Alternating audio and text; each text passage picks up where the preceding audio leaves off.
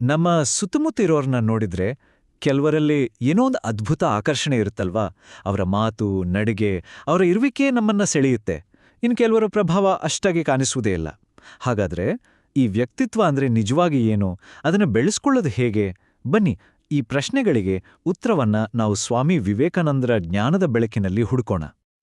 ಹೌದು, ಯೋಚನೆ ಮಾಡಿ ನೋಡಿ. ಕೆಲವರು ಯಾಕೆ ಅಷ್ಟೊಂದು ಆಕರ್ಷಕವಾಗಿ ಕಾಣಿಸ್ತಾರೆ? ಅವರಲ್ಲಿ ಅಂಥದ್ದೇನಿದೆ? ಈ ನಿಜವಾದ ಪ್ರಭಾವ, ಈ ವರ್ಚಸ್ಸಿನ ಗುಟ್ಟು ಎಲ್ಲಿದೆ? ಅದು ಅವರ ಹೊರಗಿನ ನೋಟದಲ್ಲಿ ಖಂಡಿತ ಇಲ್ಲ.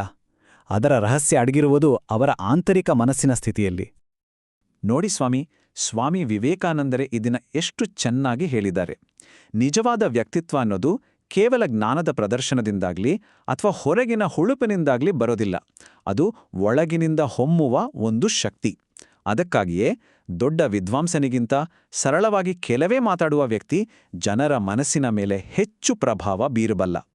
ಸರಿ, ಹಾಗಾದರೆ ವಿವೇಕಾನಂದರ ಈ ಅದ್ಭುತ ಚೌಕಟ್ಟನ್ನು ಅರ್ಥ ಮಾಡ್ಕೊಳ್ಳಕ್ಕೆ ನಾವು ಈ 5 ವಿಷಯಗಳ ಬಗ್ಗೆ ಮಾತಾಡೋಣ. ಮೊದಲನೇದು, ನಿಜವಾದ ವ್ಯಕ್ತಿತ್ವ ಅಂದ್ರೇನು? ಎರಡನೇದು, ಮನಸ್ಸಿನ 4 ಕಾರ್ಯಗಳು. ಮೂರನೇದು, ಆತ್ಮದ ರಥ. ನಾಲ್ಕನೇದು, ನಮ್ಮ ಗುರಿ, ನಮ್ಮ ದೈವತ್ವ. ಮತ್ತು 5ನೇದು, ಆತ್ಮಸಾಧನೆಯ ಕೀಲಿಗಳು. ಬನ್ನಿ, ಈ ಪಯಣವನ್ನ ಶುರು ಮಾಡೋಣ. ಮೊದಲನೇ ಹಂತ, ನಿಜವಾದ ವ್ಯಕ್ತಿತ್ವ ಅಂದ್ರೆ ಏನು?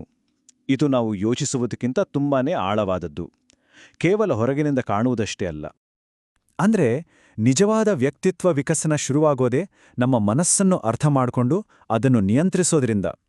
ಯೋಚನೆ ಮಾಡಿ, ಒಂದು ತುಂಬ ಸುಂದರವಾದ ಹೂದಾನಿ ಇದೆ, ಆದರೆ ಅದರೊಳಗಡೆ ಎಲ್ಲ ಒಣಗಿಹೋದ ಹೂವಿಗಳಿವೆ. ಚೆನ್ನಾಗಿರುತ್ತಾ? ಇಲ್ಲ ಅಲ್ವಾ? ಹಾಗೆಯೇ ನಮ್ಮ ಹೊರಗಿನ ರೂಪ ಎಷ್ಟೇ ಚೆನ್ನಾಗಿದ್ರೂ ಒಳಗಿನ ಮನಸ್ಸಿನ ಸ್ಥಿತಿ ಸರಿಯಾಗಿಲ್ಲ ಅಂದ್ರೆ ಅದರಿಂದ ಪ್ರಯೋಜನ ಇಲ್ಲ. ಮುಖ್ಯ ಇರೋದು ಮನಸ್ಸು. ಓಕೆ, ಹಾಗಿದ್ರೆ ಆ ಮನಸ್ಸಿನ ಒಳಗೆ ಏನಿದೆ, ಅದರ ಯಾಂತ್ರಿಕತೆ ಹೇಗೆ ಕೆಲಸ ಮಾಡುತ್ತೆ ಅಂತ ನೋಡೋಣ. ನಮ್ಮ ಮನಸ್ಸು ಅನ್ನೋದು ಒಂದು ಸಂಕೀರ್ಣ ಯಂತ್ರದ ಹಾಗೆ. ಅದರಲ್ಲಿ 4 ಮುಖ್ಯ ಭಾಗಗಳಿದೆ. ಪ್ರತಿಯೊಂದಕ್ಕೂ ಅದರದೇ ಆದ ಕೆಲಸ ಇದೆ. ಇಲ್ಲಿ ನೋಡಿ, ಈ 4 ವಿಷಯಗಳು ತುಂಬಾನೇ ಮುಖ್ಯ. ಮೊದಲನೇದು ಚಿತ್ತ.